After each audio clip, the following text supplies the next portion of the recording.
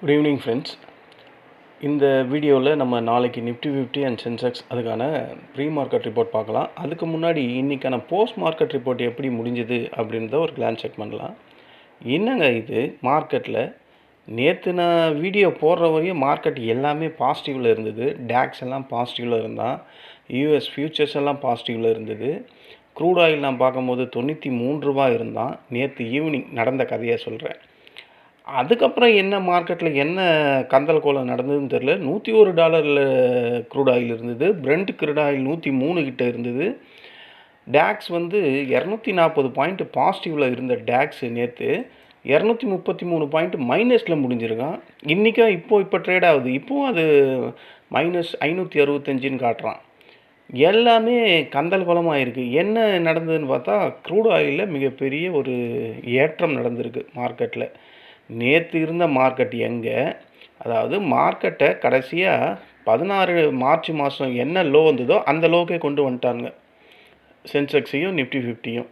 Nifty 50 அதுக்கும் கீழே போயிடுச்சு. இன்றைக்கி நிஃப்டி 50 உள்ளே நம்ம வந்து பார்த்தோம்னா அவன் இன்றைக்கான லோ வந்து ஆமாம் கரெக்டு மார்ச் 16 லோ தான் வந்து டச் பண்ணியிருக்கான். ஸோ மார்க்கெட்டில் என்னவோ ஒரு பெரிய வேலை நேற்று நைட்டில் நடந்துடுச்சு.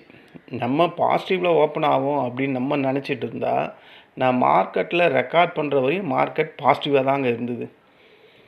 8 மணிக்கு மேலே போய் பார்க்குறேன் 300 பாயிண்ட் டவுனு கிஃப்ட் நிஃப்டி.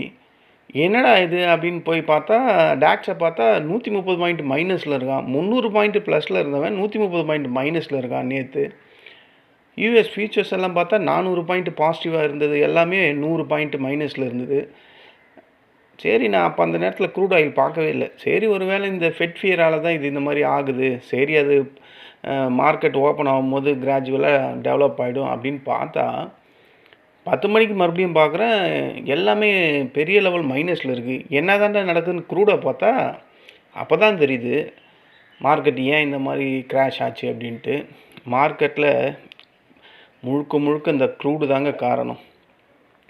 இன்றைக்கி மார்க்கெட் இவ்வளோ பெரிய ஒரு டவுனு, 1 பாயிண்ட் 2 பாயிண்ட் இல்லைங்க, 581 பாயிண்ட் டவுனுங்க நம்ம நிஃப்டி 50. என்ன ரீசன் பார்த்தோம்னா global market pressure. First US மார்க்கெட்டில் டவ் ஜோன்ஸு நாஸ்டாக் எல்லாம் பயங்கர வீக்காக க்ளோஸ் ஆகிருக்கு. ஏஷியன் மார்க்கெட்டில் நிக்கி ஆங்சங் இதெல்லாம் பயங்கரமான நெகட்டிவ். அப்போது இந்த மார்க்கெட்டை ஃபாலோ பண்ணக்கூடிய நம்ம இந்தியன் மார்க்கெட் என்ன ஆகும், டோட்டலாக அதையே ஃபாலோ பண்ணி பெரிய லெவலில் டவுன் ஆகிடுச்சு. நம்ம மார்க்கெட் தான் ஊரில் எவனுக்கு இருந்தாலும் இவனுக்கு தானே அதிகமாக ரத்தம் வரும், அந்த கதை தான். யூஎஸ் மார்க்கெட்டு அவனே வெறும் 738 பாயிண்ட் தான் இறங்கியிருக்கான். நம்ம பாருங்கள் 775 பாயிண்ட்டு. ரத்தம் அவனுக்கு வந்தால் நமக்கு தலையே போயிடுது. அவன் அங்கே சந்தோஷமாக இருந்தால் நமக்கு ரத்தம் வருது. நம்ம மார்க்கெட்டோட நிலமை பாருங்கள். அடுத்தது எஃப்ஐஎஸ் கண்டினியூவாக செல் பண்ணிக்கிட்டே இருக்கான். இன்றைக்கி போட்டு செல் பண்ணிட்டான் பொழுது மொத்தமாக. இன்றைக்கி இந்தியன் மார்க்கெட்டை முடிச்சு கட்டினுன்ட்டு செல் பண்ணுறானுங்க பொழுது. Heavy selling. டாலர் வந்து அந்த பக்கம் ஸ்ட்ரென்த் ஆகுது. ஓகேங்களா. எஃப்ஐஎஸ் மணி விட்ரா பண்ணிக்கிட்டே இருக்காங்க பொழுது. மார்க்கெட்டில் பெரிய லெவல் செல் பண்ணிக்கிட்டே இருக்கிறாங்க. இந்தியன் மார்க்கெட்டில் இருந்தால் இந்தியனோட மணி வந்து படு மோசத்தில் ஆகிட்டுருக்கு. நம்ம ஃபாரின் டாலரே நல்ல ஸ்ட்ரென்த் ஆகுது. அதனால் இந்தியன் மார்க்கெட்டில் எல்லா ஷேரையும் விற்கிறாங்க பொழுது. ஹெவி ப்ரெஷர், ஹெவியான செல்லிங். இந்த க்ரூட் ஆயில் தான் 3வது பெரிய பிரச்சனை. இவ்வளோ பெரிய பிரச்சனைக்கு கொண்டு வந்தது இந்த க்ரூட் ஆயில் ப்ரைஸ் இன்க்ரீஸ் ஆனது தான். நேற்று வேறு மாதிரி இருந்தது, இன்றைக்கி வேறு மாதிரி ஆயிடுச்சு.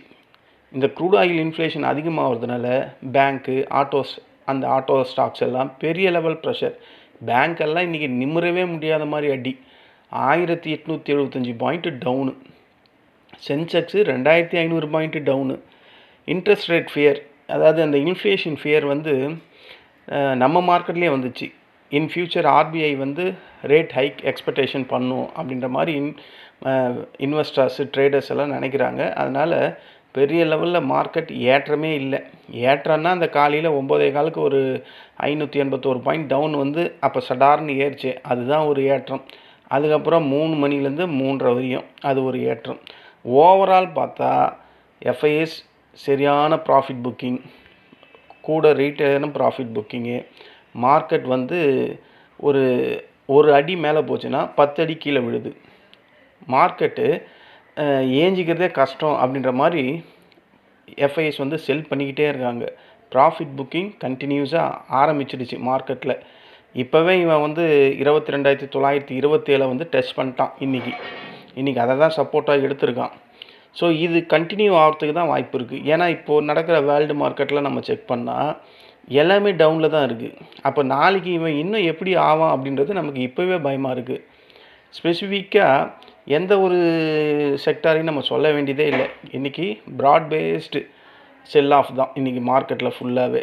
பாருங்கள், நிஃப்டி நெக்ஸ்ட் 50 2100 ரூபா, fin nifty 975, mid cap nifty 464 point. So த்ரோ அவுட்டாக எல்லா இண்டெக்ஸுமே 10க்கு விக்ஸு 18லேருந்து 22, 23க்கே போயிடுச்சு. ஸோ மார்க்கெட்டில் கண்டிப்பாக வெலாட்டிலிட்டி ஹெவியாக இருக்கும். நாளைக்கு வேறு வெள்ளிக்கிழமைனாவே நம்ம மார்க்கெட்டுக்கு சொல்லவே தேவையில்லை, ஹெவி ப்ரெஷரில் இருக்கும். ஸோ டோட்டலாக நம்ம எதெல்லாம் இன்றைக்கி மார்க்கெட் இறங்கிறதுக்கு காரணம் global நெகட்டிவு, FII selling, crude oil price increase, அந்த ஆயிலால் இன்ஃப்ளேஷன் ஃபியர் அதிகமாக ஆயிடுச்சு. ஹை வேல்யூவேஷனில் இருக்கக்கூடிய எல்லா ஸ்டாக்ஸுமே, ஹை வேல்யூவேஷன்றதே இப்போ இல்லை பொழுது நம்ம இந்தியன் மார்க்கெட்டில் எல்லாமே போட்டு சாத்துறாங்க. ப்ராஃபிட் புக்கிங் ஹெவியாக நடக்குது. ஒரு செக்டார்னு இல்லை, ஸ்பெசிஃபிக்காக ஒரு செக்டார் மட்டும்தான் ஃபால் ஆகுதுன்னு இல்லை, எல்லாமே ஃபால் ஆகுது. ஸோ இதெல்லாம் சேர்த்து தான் இன்றைக்கி மார்க்கெட்டில் 776 பாயிண்ட்டு நிஃப்டி 50 இறங்கியிருக்கு. இது ரொம்ப ரேருங்க. நம்ம நிஃப்டி 50 வந்து ஒரு 3.5% கிட்ட இறங்குதுன்றது ரொம்ப ரேர். இந்த 3 வருஷத்தில் இந்த லெவல் இறங்கியிருக்கும், ஆனால் கொஞ்சமாவது ஏறி இருக்கும். அந்த மாதிரி ஒரு இது இன்றைக்கி வரவே இல்லை.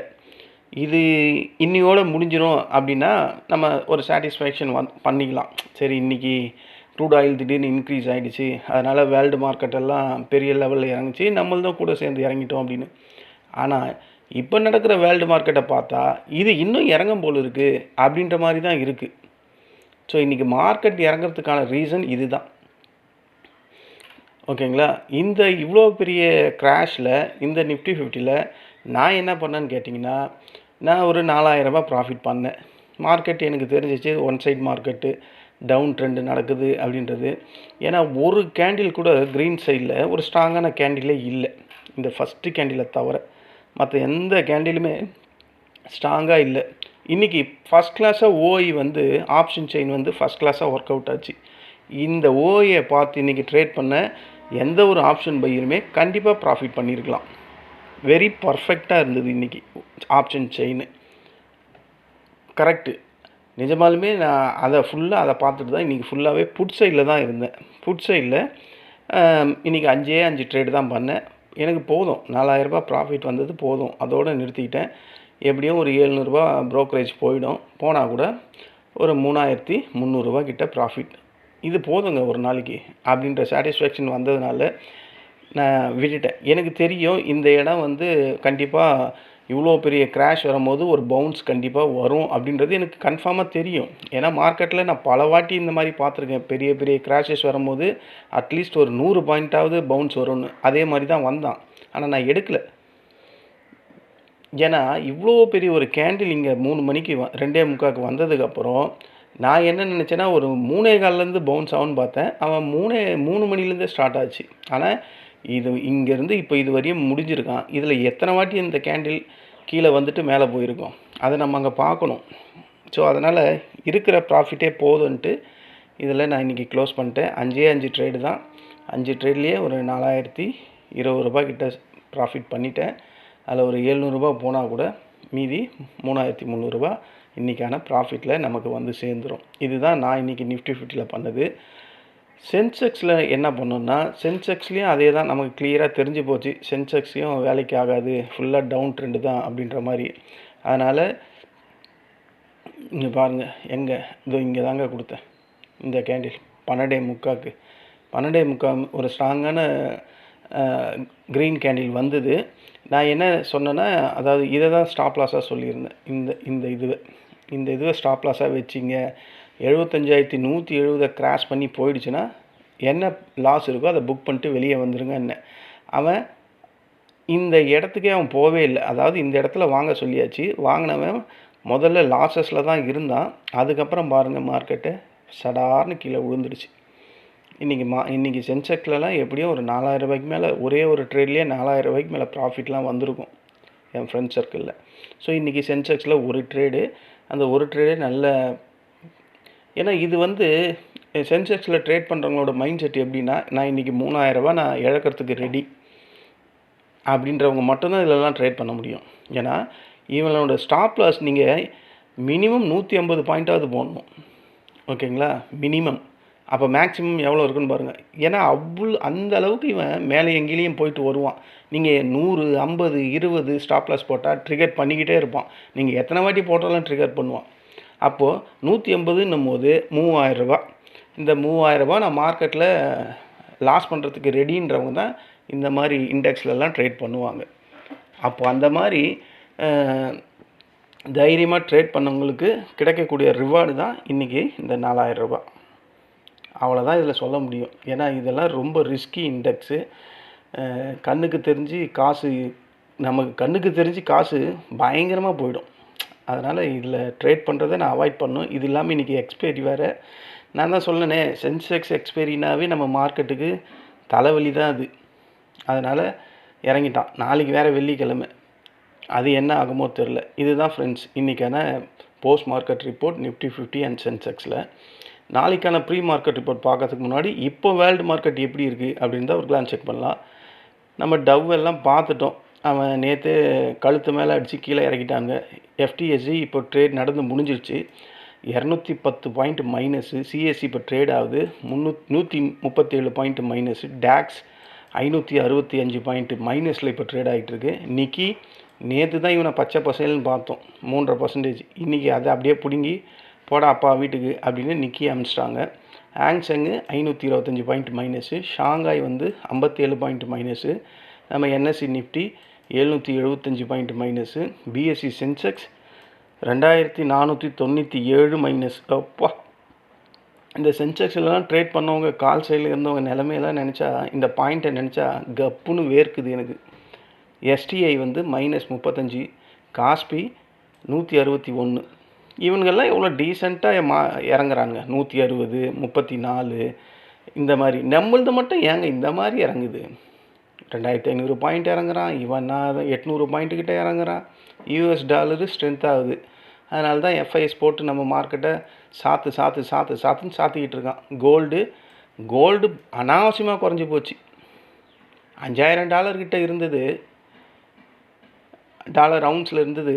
4689 டாலர் அவுன்ஸில் ட்ரேட் ஆகுது. கோல்டு படுத்துக்கிட்டான். இது எவ்வளோ போகும்னு இன்னும் தெரியல. டாலர் இப்படி ஸ்ட்ரென்த் ஆகிட்டே இருந்தால் கோல்டு இன்னும் போய்கிட்டே தான் இருக்கும். சில்வர் குறைஞ்சி போச்சு, காப்பர் குறைஞ்சி போச்சு. க்ரூட் ஆயில், இந்த க்ரூட் ஆயில் தாங்க நம்மளை போட்டு சாத்துறான்.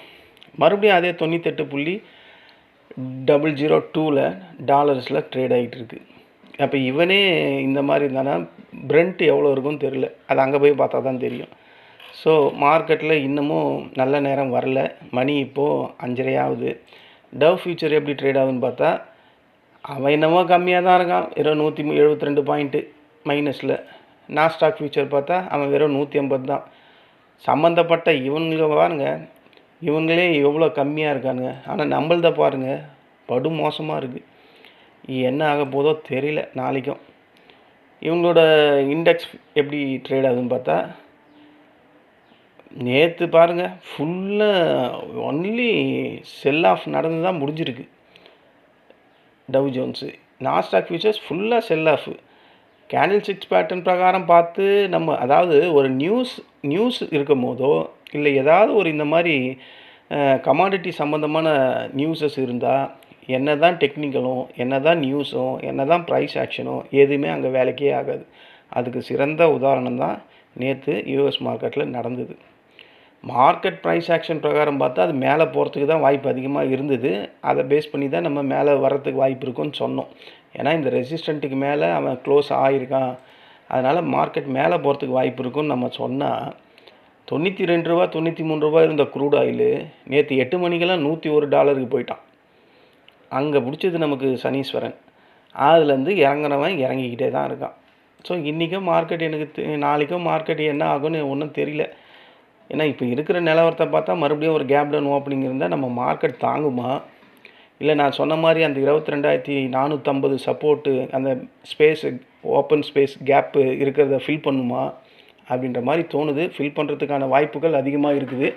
சரி, நம்ம மார்க்கெட்டில் வந்துடுவோம். நாளைக்கு அகைன் ஒரு கேப் டவுன் ஓப்பனிங் சென்செக்ஸில் இருந்தால் 73,926 இதுதான் ஃபஸ்ட்டு சப்போர்ட்டு. அதையும் உடைச்சானா 73,450, இதையும் உடைச்சிதுன்னா 73,015. இந்த 3 சப்போர்ட்டு நாளைக்கு சென்செக்ஸில் இன்ட்ராடேவாக இருக்கும். இல்லை பெரிய லெவல் கேப் டவுனாக இருந்தால் இந்த 4வது சப்போர்ட் இருக்குது பார்த்தீங்களா, 72,600, அது வர்றதுக்கும் வாய்ப்பு இருக்குது.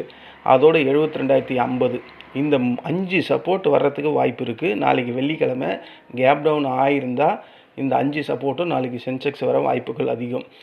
இல்லை கேப் அப் வருமா அப்படின்றதே இப்போ கேள்விக்குறியாச்சு. ஒருவேளை வந்தால் ஃபஸ்ட்டு ரெசிஸ்டண்ட் வந்து 74,973, அதையும் உடைச்சோன்னா 75,360, அதையும் உடைச்சிதுன்னா 75,736, அதுக்கு மேலெலாம் உடைச்சிதுன்னா இந்த கேப்பு தான். அதாவது இங்கேருந்து தொப்புன்னு விழுந்தா பார்த்தீங்களா, இந்த கேப்பை ஃபில் பண்ணுறதுக்கு போகும் மார்க்கெட். இதுதான் சென்செக்ஸில் நாளைக்கான இன்ட்ராடே லெவல்ஸு. நிஃப்டி 50 வந்துடுவோம். நிஃப்டி 50 வந்தால் ஒரு கேப் டவுன் ஓப்பனிங் கிடைச்சா ஃபஸ்ட்டு சப்போர்ட்டு 22,927, அதாவது இன்றைக்கி வந்து தொட்டான் பார்த்தீங்களா, அது இதை ஏற்கனவே தொட்டுட்டான். மார்ச் 16லேயே என்ன, ஆமாம் 16ல் தான் தொட்டான்னு நினைக்கிறேன். இந்த சப்போர்ட்டை அகைன் தொட்டுட்டு மேலே போகலாம். இல்லை இதை உடச்சிட்டானா ஒரு கேப் டவுன் இதையும் தாண்டி ஓப்பன் ஆச்சுன்னா 22,780 செகண்ட் சப்போர்ட்டு. இல்லை எனக்கு இதுவும் பத்தாது இன்னும் கீழே வருவேன்னா 22,631, அதையும் தாண்டி போச்சுன்னா இந்த நான் அந்த கேப் ஃபில்லிங் ஏரியான்னு சொன்னேன்ல, இங்கே தான் இருக்குது அந்த கேப் ஃபில்லிங் ஏரியா. இது வரையும் மார்க்கெட் வர்றதுக்கு வாய்ப்பு இருக்குது. இதுதாங்க அந்த கேப் ஃபில்லிங் ஏரியா. இதை மட்டும் கொஞ்சம் பெருசாக போட்டுருவோம். இது வரையும் வர்றதுக்கு வாய்ப்பு இருக்குது. நிஃப்டி 50 சப்போர்ட்டை நோக்கி வந்தால். இல்லை ஒரு கேப் அப் ஓப்பனிங்காக இருந்ததுன்னா இதுதான் ஃபஸ்ட்டு ரெசிஸ்டண்ட்டு 23,266. ஏன்னா மார்க்கெட் அங்கேருந்து சரியாக விழுந்தது. அப்போ அதுதான் ஃபஸ்ட்டு ரெசிஸ்டண்ட்டாக இருக்கும் 23,266. அதையும் உடைச்சதுன்னா 23,380, அதையும் உடைச்சதுன்னா 23,530. அதுக்கு மேலெலாம் போச்சுன்னா அந்த கேப்பை ஃபில் பண்ணுறதுக்கு போகிறதுக்கு வாய்ப்புகள் இருக்குது. ஓகேவா, இது வரையும் இருக்குது. இது போகும். இவ்வளோலாம் போகுமா மார்க்கெட் இருக்கிற கண்டிஷனை பார்த்தா? இந்த ஃபஸ்ட்டு ரெசிஸ்டண்ட்டே போகுமா அப்படின்னு கேட்டால் அதுவே அங்கே கொஷின் மார்க் தான். அதுக்கப்புறம் எங்கே 2வது ரெசிஸ்டண்ட்டு, 3வது ரெசிஸ்டண்ட்டு, அதுக்கப்புறம் அந்த கேப்பு. மார்க்கெட்டில் ஏதாவது ஒரு மிராக்கல் நடந்தால் தான் இன்றைக்கி வந்த கேப் டவுன் மாதிரி ஒரு பெரிய கேப் அப் வரும். இன்றைக்கி எவ்வளோ பேர் அழிச்சிட்ருக்கோம் தெரியுங்களா மார்க்கெட்டு. நேற்று ஓவர் நைட் பொசிஷன் டெலிவரியில் வாங்கி வச்சுருந்தவங்க பல பேரோட தலையில் பெரிய சமுட்டியில் அடித்த மாதிரி தலையிலே போட்டு அடிச்சிச்சு மார்க்கெட். இன்றைக்கி ஓவர் நைட் பொசிஷன் வாங்கியிருந்த கால் சைடில் வாங்கியிருந்தவங்க எல்லாருமே இன்றைக்கி பாவம், எதிர்பார்க்காத ஒரு லாஸ் அப்படின்னு தான் சொல்லணும். நேற்று மார்க்கெட் இருந்த நிலவரத்தை நினச்சி எல்லாம் வாங்கி வச்சுருப்பாங்க. மார்க்கெட் இன்னும் ஃபர்தராக போகும். 23,760 70 முடிஞ்சுது. எப்படியும் 24,000 டச் பண்ணணுன்னு தான் நினச்சிருப்பாங்க. அவங்களுக்கு எல்லாம் சமுட்டிலே அடித்த மாதிரி தலையிலே போட்டு மார்க்கெட் சாத்திடுச்சு. நீ நினைக்கிற மாதிரிலாம் கிடையாதுடா அப்படின்ற மாதிரி. இதுதாங்க மார்க்கெட்டு. நம்ம மார்க்கெட்டு நம்மளோட இஷ்டத்துக்கே ட்ரேட் ஆகிறது கிடையாது. நம்மளோட மைண்ட்லேயே அது ஃபுல்லாக வந்து அமெரிக்காவை பேஸ் பண்ணிக்கிட்டு, மற்ற கண்ட்ரியை பேஸ் பண்ணிக்கிட்டு, க்ரூட் ஆயிலை பேஸ் பண்ணிக்கிட்டு ஒரு கலவையாக இருக்கிறதுனால தான் அவங்க மார்க்கெட்டெல்லாம் நம்ம பாருங்களேன், திங்க் பண்ணுங்களேன். இவன் 776 பாயிண்ட்டு மைனஸில் முடிஞ்சிருக்கான். இவன் சம்மந்தப்பட்ட இவங்க வெறும் -768 முடிஞ்சிருக்கான். அவனை விட நமக்கு சரியான ப்ளீடிங் மார்க்கெட்டில். இதெல்லாம் பார்த்தா தான் கடுப்பாக இருக்குது. அப்போ இன்வெஸ்டர்ஸோட மைண்ட் நிலைமை எப்படி இருக்கும் இன்றைக்கி?